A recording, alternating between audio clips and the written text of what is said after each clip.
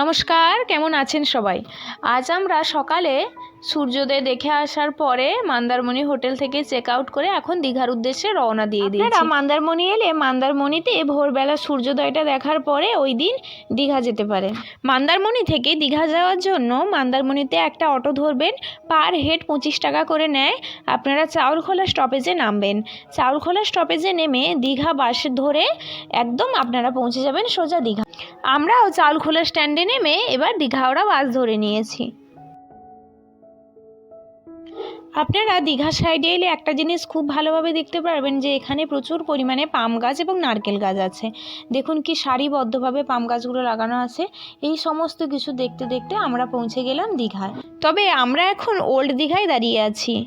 এখান থেকে আমরা পার হেড 20 টাকা করে ভাড়া দিয়ে এখন পৌঁছে যাব নিউ দীঘায়। এই যে আমরা সবাই এখন অটোয় বসে পড়েছি, এইবার অটোটা ছেড়ে দেবে। মাত্র 5 থেকে 7 মিনিটের মধ্যেই আমরা ওল্ড দীঘা থেকে নিউ দীঘায় পৌঁছে গেলাম। হোটেল সানিতে আমাদের রুম আগে থেকেই বুক করা ছিল। এই হোটেলটা বাস ডিপোর ঠিক অপোজিটেই রয়েছে। আমরা এখন তাড়াতাড়ি ফ্রেশ হয়ে ব্রেকফাস্ট করে সমুদ্রে স্নান করার জন্য রওনা দেব। এই হোটেলের মধ্যে রেস্টুরেন্ট ছিল, তাই আমরা তাড়াতাড়ি খাওয়া দাওয়া করে এখন বেরিয়ে পড়েছি সমুদ্রে যাওয়ার জন্য। দিন আগে একটা দূরে হোটেল ছিল, বহুদিন আগে এসেছিলাম একটা হোটেলে অনেকখানি দূরে। সেটা সাল মনে করে যতটুকু আন্দাজ চিন্তা করে বলছি, সালটা হচ্ছে 2015। তা তখনও আমার বিবাহবাসী ছিল, তখনও এসেছিলাম। তা সে আমার ছোটো মেয়ে বড়ো মেয়ে দুজনকে একটা রুমে রেখে থাকা জায়গা বলে চাবি দিয়ে এসেছিলাম। তো ওরা ছোটো ছোটো বাচ্চা তো ভয় পেয়েছে, রাত্রেবেলা কাছে ওর মা নেই, তো জানলাটা খুলে আমাদের ঘরে এসেছে। এই জন্যে তা আজ আবার বহুদিন পরে এলাম, এই জন্য একটু ঘরটা নিলাম সমুদ্রের ধারে, যাতে এদের একটু সমুদ্রটাও দেখা হয় আর চান করার পরে হাঁটতে না হয়, সেই কারণে একটু সমুদ্রের ধারে ঘরটা নিলাম। এই হচ্ছে, আমরা এখন রুম থেকে বেরোচ্ছি, চান করতে বেরোচ্ছি সমুদ্রে। দেখি, পুরী তো অনেকবার গেছি, দীঘাতে একবার চান করে দেখি দীঘার ঢেউ শুনেছি পুরীর থেকে অনেক কম, তো সেটা আজকে সঙ্গে দেখাই যাক কীভাবে চান হয়। তাই বলে আমরা রুম থেকে বেরিয়ে সমুদ্রের ধারে যাচ্ছি। এই যে আমরা পৌঁছে গেছি সকলে এখন দীঘা সি বিচে। জানেন তো, জুতো পরে আসা হয়নি তো আমাদের কারোর স্নান করতে নামবো বলে এখানে যেন পা ফেলতেই পাচ্ছি না, এত গরম। দেখুন কত মানুষের ভিড় এখানে। তবে মন্দারমণিতে খুব একটা ভিড় লক্ষ্য করা যায় না, তাই জন্য মন্দারমণিটা আমার একটু বেশিই ভালো লাগে। এইদিকে দেখুন ঘোড়া দাঁড়িয়ে আছে, অনেকেই উঠছে, উঠে ফটো তুলছে, ঘুরছে, বাচ্চারা ভীষণ মজা করছে। এইদিকে বাচ্চাদের একটা গাড়ি রয়েছে, যেটা 1 রাউন্ড ঘুরে এলে 200 টাকা। ছোট থেকে বড়, বিশেষ করে ছোট বাচ্চারা সকলেই এই বলগুলো নিয়ে বেশ সমুদ্রের পাড়ে বসে খেলছে। স্টারফিশ, এই যে এটা কি মাছ? এই নদীর পুঁটি মাছ।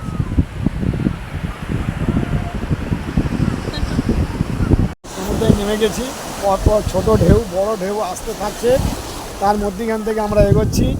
পরপর ঢেউ ছোট বড় মাঝারি তারপরেই বড়, এরকম ঢেউ আসছে, তার ভেতর থেকে আমরা চলে যাচ্ছি। ঢেউটা মারতে থাকছে কন্টিনিউ।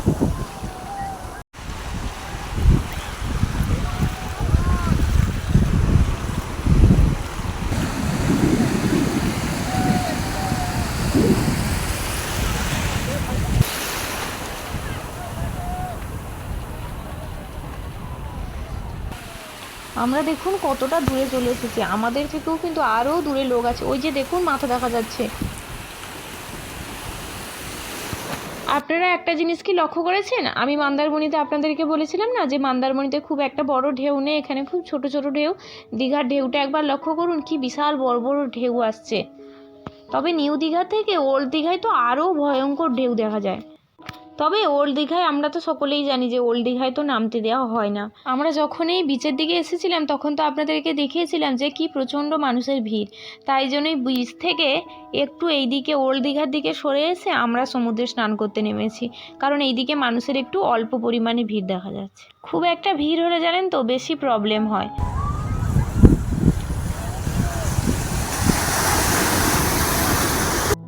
প্রথমবার আমার হাজব্যান্ড সমুদ্রে এসে প্যারাশুটে চেপে বেশ ভালোই ঘুরছে, তবে আমরা উঠতে সাহস পাইনি, কারণ আমার তো প্রচণ্ড ভয় লাগে।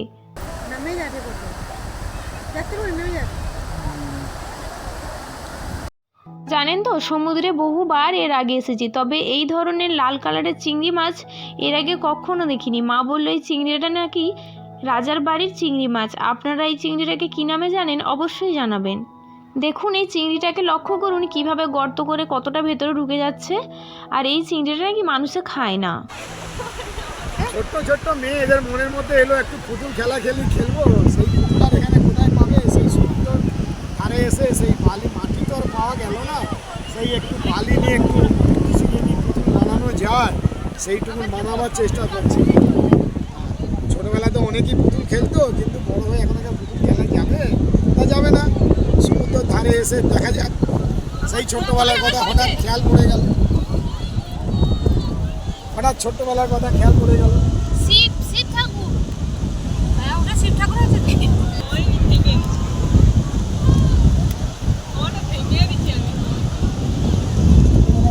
খেলাখেলি করতো, এখন তার এখানে মাটি নেই, তাই সমুদ্রের বালি পেয়ে ভাবলো ছোটবেলার কথাটা খেয়াল পড়ে গেছে। তাই ছোটবেলার কথা খেয়াল করে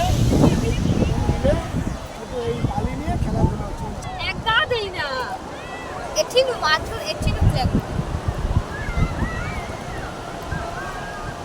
জল মাটি।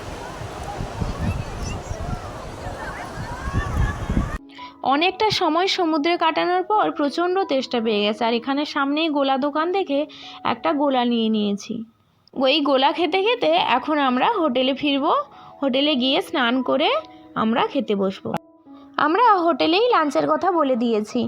আজ লাঞ্চে আমাদের স্পেশাল মেনু রয়েছে। আমরা হোটেলে এসে স্নান করে এখন খেতে বসে পড়েছি। দেখুন আমাদের খাওয়ার টেবিলটা কিভাবে সাজানো হয়ে আছে, পুরো টেবিলটা ভর্তি আছে, কারণ আজ আমাদের প্রচুর মেনু ছিল।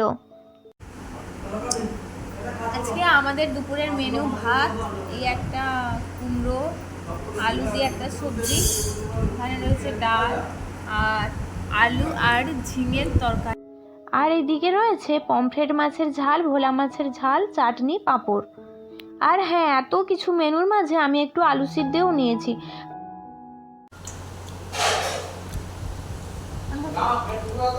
আমরা তো বাড়িতে সবসময় অনেক রকমের মাছ অনেক কিছু খাই, কিন্তু সমুদ্রের কাছে এসে সামুদ্রিক মাছ আর সামুদ্রিক কাঁকড়া দিয়ে আজকে লাঞ্চটা সারলাম। এই সামুদ্রিক কাঁকড়াগুলো দিয়ে আজকে টক বানিয়েছি, কাঁচা আমে আর কাঁকড়ার টক। কাঁকড়াগুলো দেখুন,